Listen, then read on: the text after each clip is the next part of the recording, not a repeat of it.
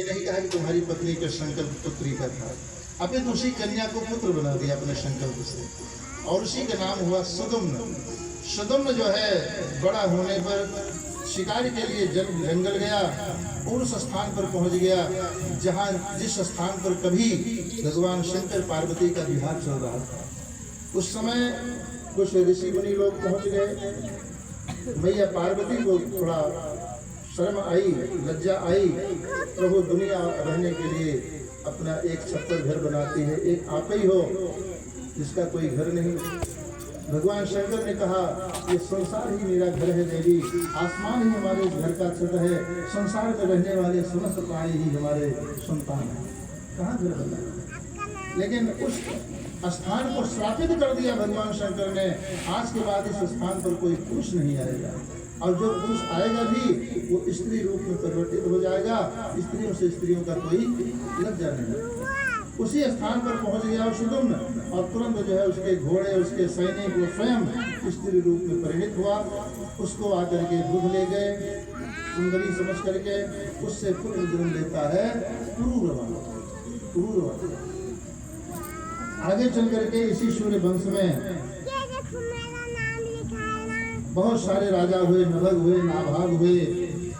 आगे चल करके इसी कुल में महाराज मानधाता हुए, इसी कुल में आगे चल करके सगर हुए, त्रिशंकु हुए, भगीरथ हुए जिन्होंने गंगा मैया को प्रकट किया, अंशुमान आदि हुए। और इसी कुल में आगे चल करके एक राजा हुए जिनका नाम हुआ खट्वांग।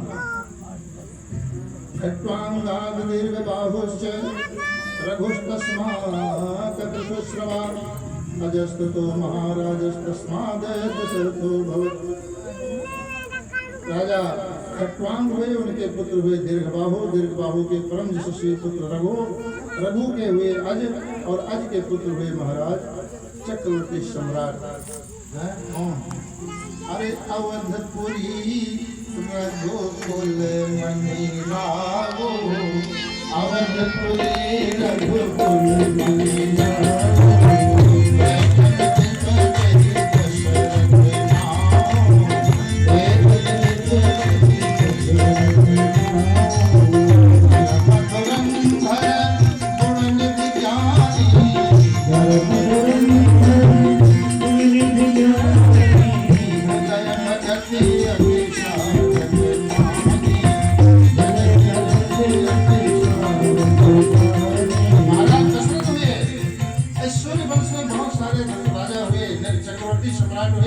पर किसी के विषय में वेदों शास्त्रों मुनियों ने मणि नहीं कहा।